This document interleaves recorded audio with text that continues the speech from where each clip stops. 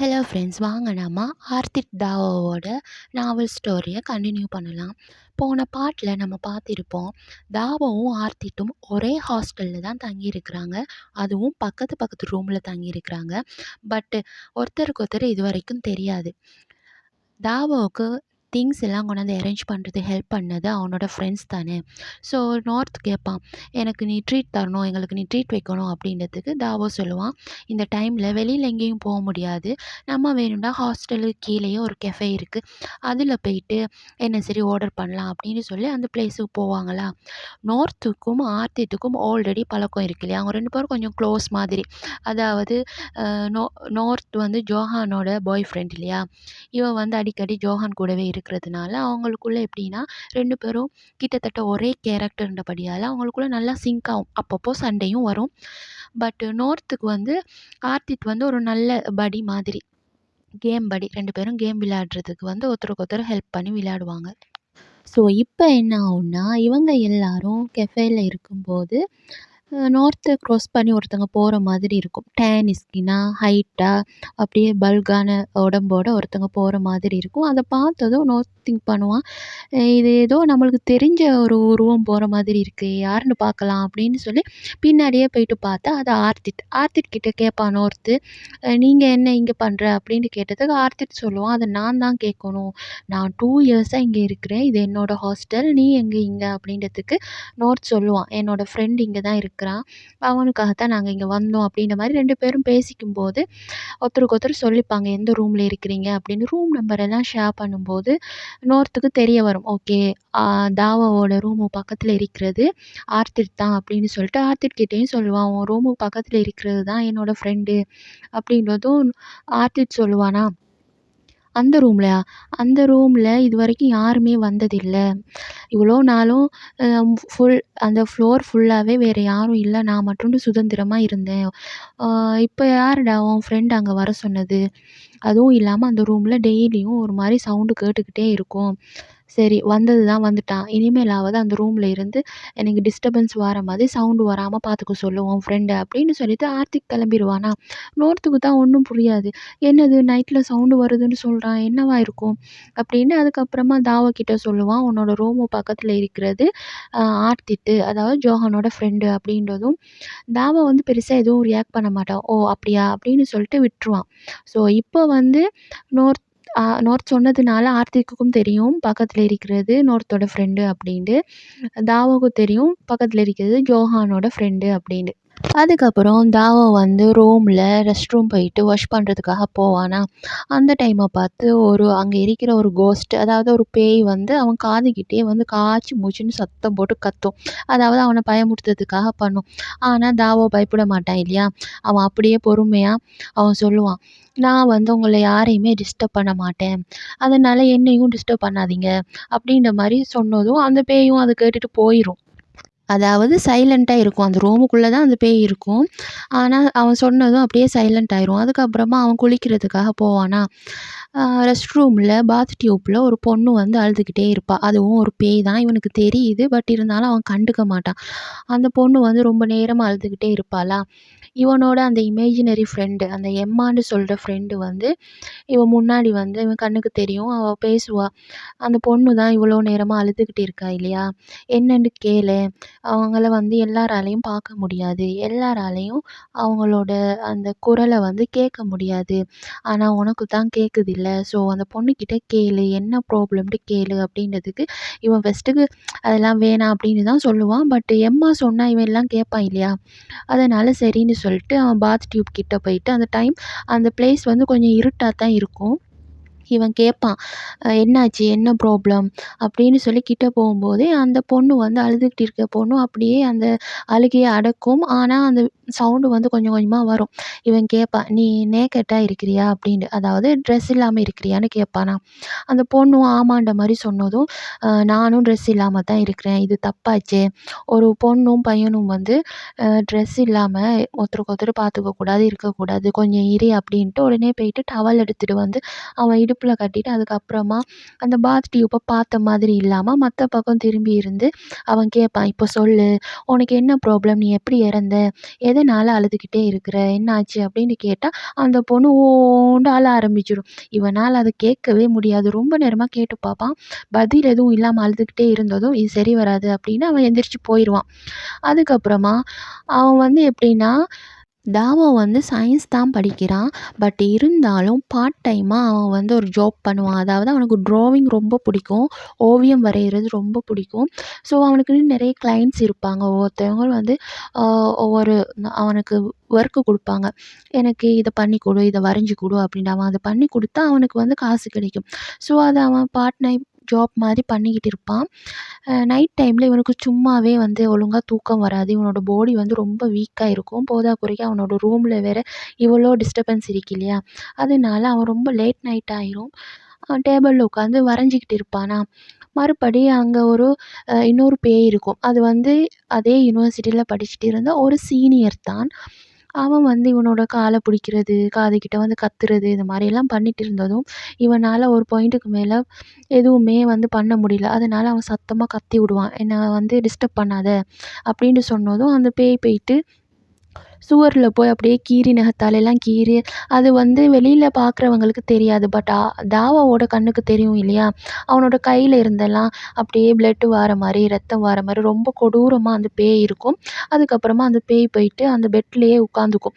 அதாவது அந்த பெட்ல இறந்து கிடந்த பையன் தான் அந்த பேய்.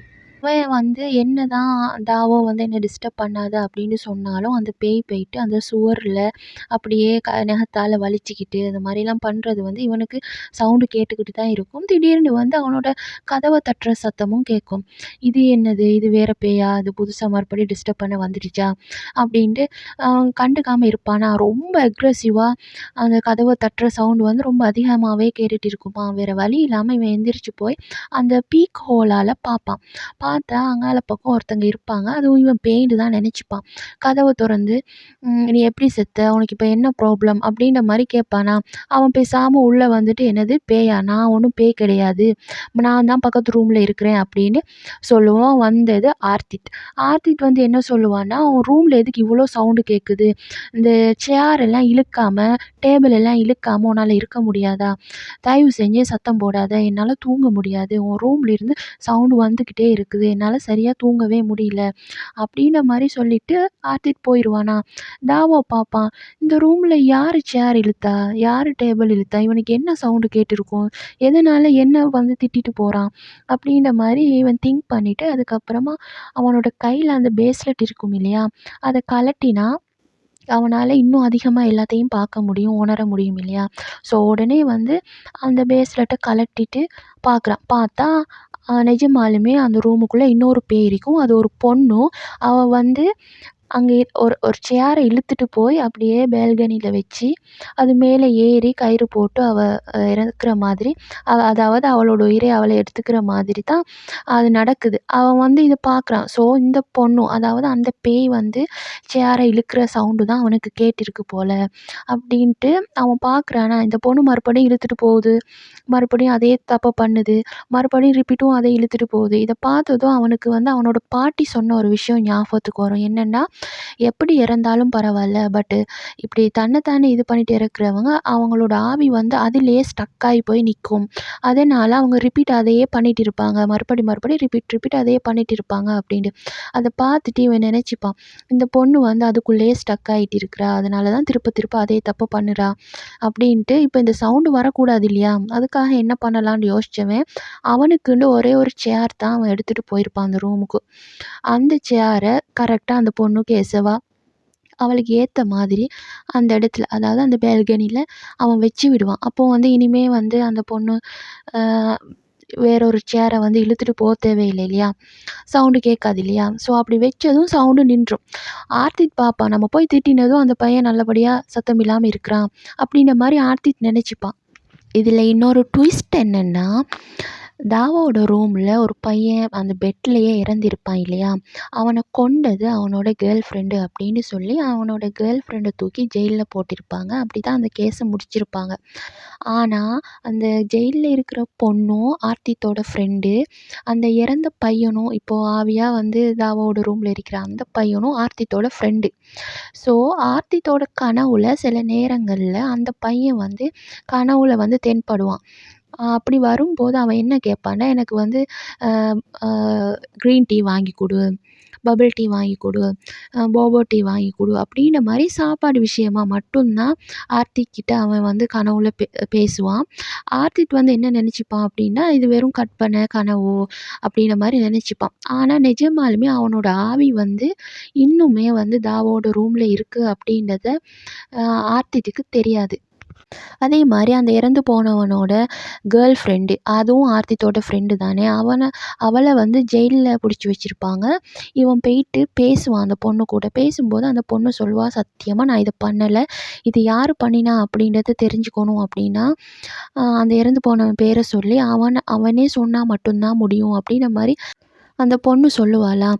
இவனுக்குமே ஆர்த்திக்குமே அந்த இடத்துல வந்து அந்த பொண்ண வந்து ஹேப்பியா வச்சுக்கணும் அப்படின்றதுக்காக கலகலப்பா பேசிட்டு, "சும்மா சொல்லாத நீ தான் கொன்றுட்ட" அப்படின்ற மாரி பேசிட்டு வெளியில வந்தாலும், இவனுக்கும் உள்ளுக்கு வந்து ஒரு கவலை ஒண்ணு இருக்கும்.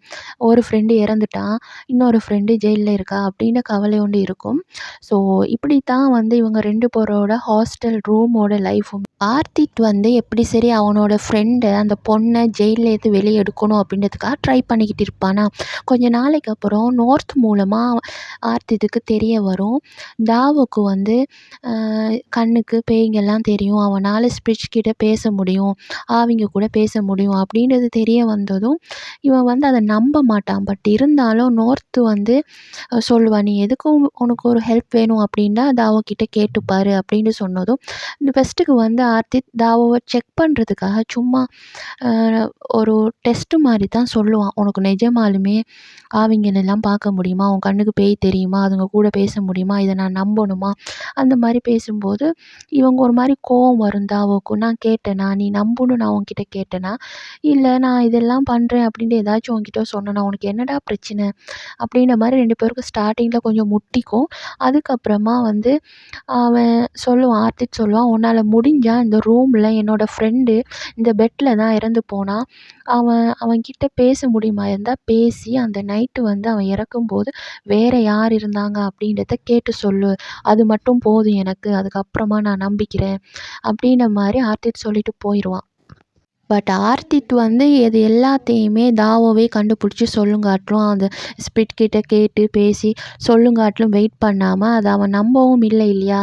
முழுசா அவன் நம்பியிருக்க மாட்டான் இல்லையா? அதனால அவனே வேறையா டிடெக்டிவ் எல்லாம் வச்சு அவன் சிசிடிவி கேமரா அது இதுன்ட்டு தேடி, ஒரு மாதிரி அவன் ஒரு பக்கத்தால அந்த விஷயத்த, அந்த உண்மைய தேடிக்கிட்டு இருப்பான். இந்த பக்கம் தாவோ நெனச்சு பார்ப்பான், "நான் எதுக்கு இவனுக்காக இதெல்லாம் பண்ணணும்?" அப்படின்ற மாரி அவன் ஃபர்ஸ்ட்டுக்கு கண்டுக்காம தான் இருப்பான். அதுக்கப்புறமா நோர்த் வந்து விடாம சொல்லிக்கிட்டே இருப்பான். பாவம் ஆர்த்தித் அவனோட ஃப்ரெண்ட வெளிய எடுக்கிறதுக்காக வேண்டியா ட்ரை பண்ணிட்டு இருக்கிறான்.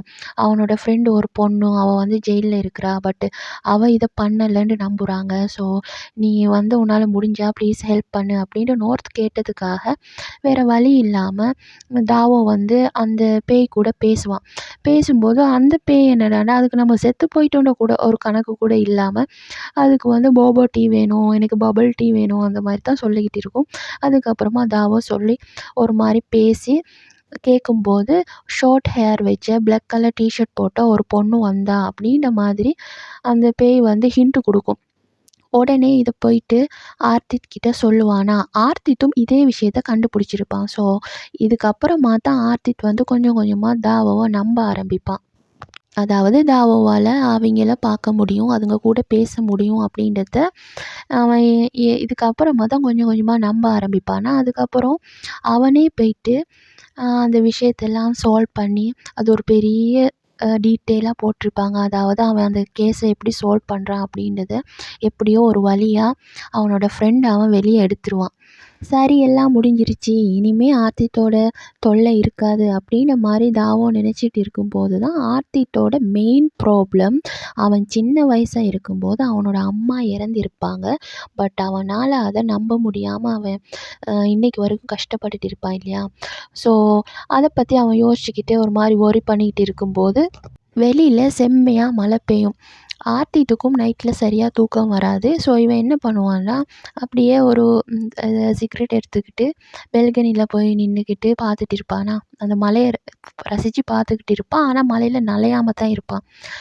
ஒரு ஓரமா அவன் நனையாத மாரிக்கு நின்டுப்பான். பட் திரும்பி பார்த்தா மத்த சைட்ல அதாவது தாவும் அதே பெல்கனியில மழையில நனைஞ்சுக்கிட்டு கையில பியரோட அவன் இருப்பானா, இத பார்த்துட்டு இவன் பார்க்குறதுக்கு குட்டியா இருக்கான். சின்ன பையன் மாரி இருக்கான். ரொம்ப இன்னோசென்ட்டுன்னு நினைச்சேன். பட் என்ன இவன் இவ்வளோ இதா ட்ரிங்க் பண்ணிக்கிட்டு இருக்கான் அப்படின்ட்டு. ஏன்னா தாவோக்கும் ஒரு சில பாஸ்ட் இருக்கு. அவனுக்கும் ஒரு சில மன கஷ்டங்கள் எல்லாம் இருக்கத்தான் செய்யுது. ஸோ இவங்க 2 பேரும் தூரமா ஒருத்தருக்கு ஒருத்தருக்கு அப்படியே ஐ கான்டாக்ட் ஆகும். அதுக்கப்புறமா தாவம் வந்து கேட்பான். "எனக்கு குடுக்குறீங்களா?" அப்படின்ட்டு. ஆர்த்திக்கு ஃபர்ஸ்ட்டுக்கு புரியாது. என்ன இது? எத கேட்குறான் அப்படின்னு. அதுக்கப்புறம் பார்த்தா அவன் ஆர்த்திகிட்ட இருக்கிற அந்த சிகரெட்ட தான் கேட்டிருப்பான்.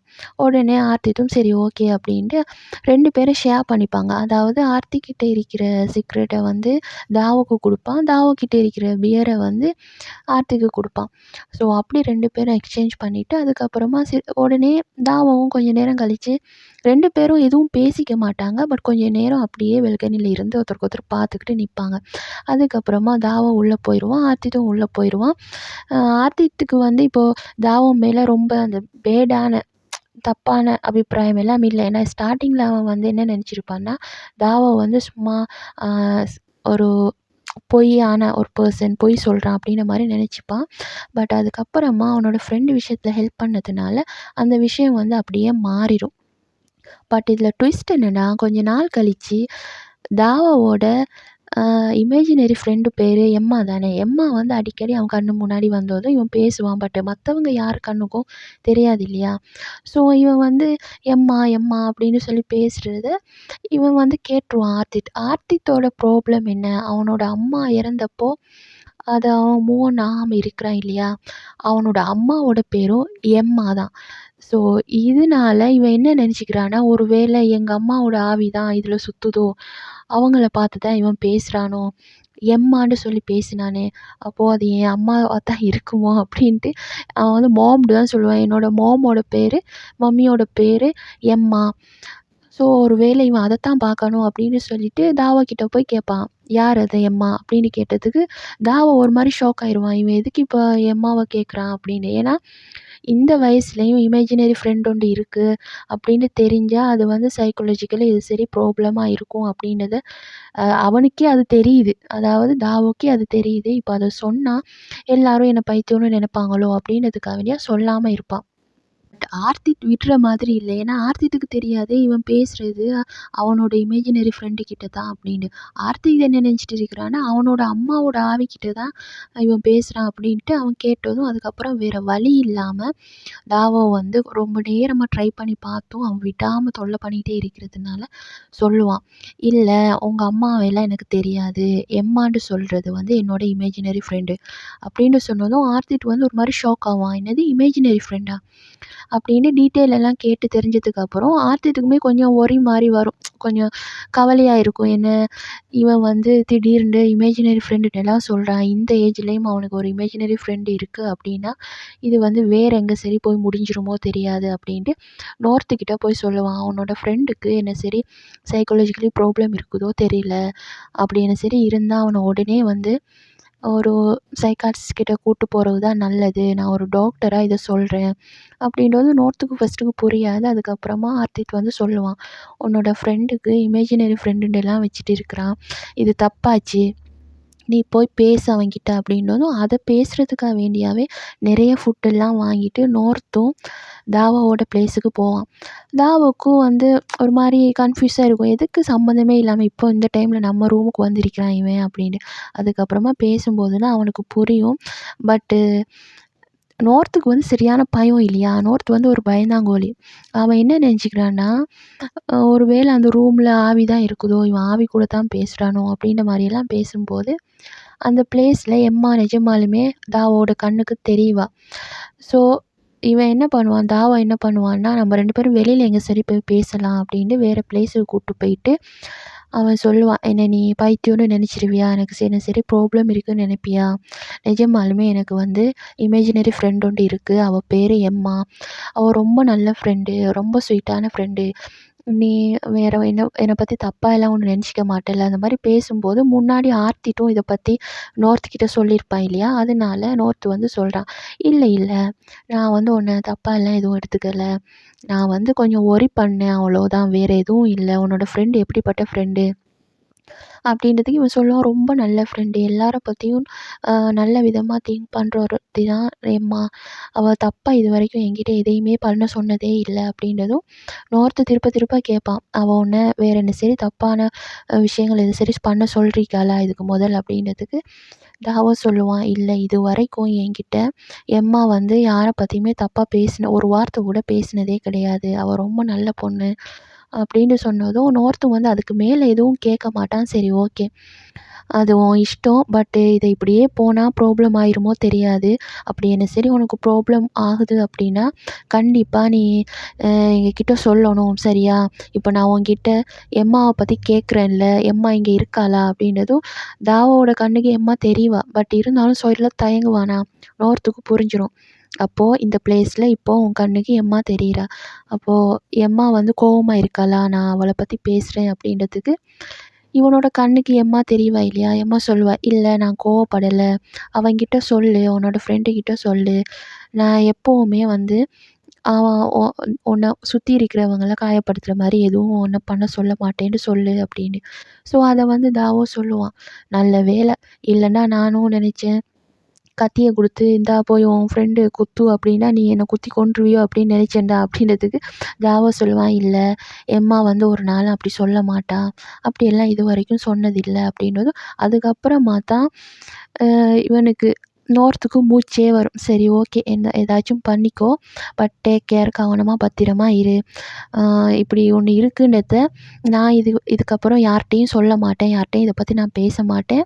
ஆனா நீ கவனமா இருந்துக்கோ அப்படின்னு சொல்லிட்டு நோர்த்து கிளம்பிருவானா. இப்போ நோர்த் போயிட்டு ஆர்த்திகிட்ட சொல்லுவான், "நான் பேசினேன். எனக்கு தெரிஞ்சு அதெல்லாம் ஓகே மாதிரி தான் இருக்குது. நீ தான் பக்கத்து ரூம்ல இருக்கிற. நீ ஒரு டாக்டர் வேற. ஸோ கொஞ்சம் அவன பத்திரமா பார்த்துக்கோ." அப்படின்ற மாரியெல்லாம் நோர்த்து வந்து ஆர்த்திகிட்ட சொல்லுவான். ஆனா ஆர்த்திட்டுக்கு அந்த எம்மான்ற பேர அவன் ஏன் சூஸ் பண்ணினான் அப்படின்ற மாரி அவனுக்கு யோசனை போய்க்கிட்டுமே இருக்குமாம். ஸோ என்ன ப்ராப்ளம் அப்படின்றதெல்லாம் பேசணும் அப்படின்ட்டு போயிட்டு தாவா கிட்ட பேசுவான். "எனக்கு நீ ஒரு ஹெல்ப் பண்ணணும். என்னோட அம்மாவோட பேரும் எம்மா தான். நான் வந்து அவங்கள ரொம்ப மிஸ் பண்றேன். அவங்க இறந்துட்டாங்க. அவங்களோட சோல் வந்து இன்னுமே இந்த உலகத்துல இருக்குதா அப்படின்றத நான் தெரிஞ்சுக்கணும். அப்படி இருந்தா அவங்க கிட்ட நான் ஒரு விஷயத்த பேசி கிளியர் பண்ணணும். சில விஷயங்கள நான் தெரிஞ்சுக்கணும்னு நினைக்கிறேன். எனக்கு நீ ஹெல்ப் பண்ணு." அப்படின்றதுக்கு தாவா வந்து முடியாதுன்னு சொல்லிருவான். ஆனா தாவாவால தான் மைண்ட் ரீட் பண்ண முடியும் இல்லையா?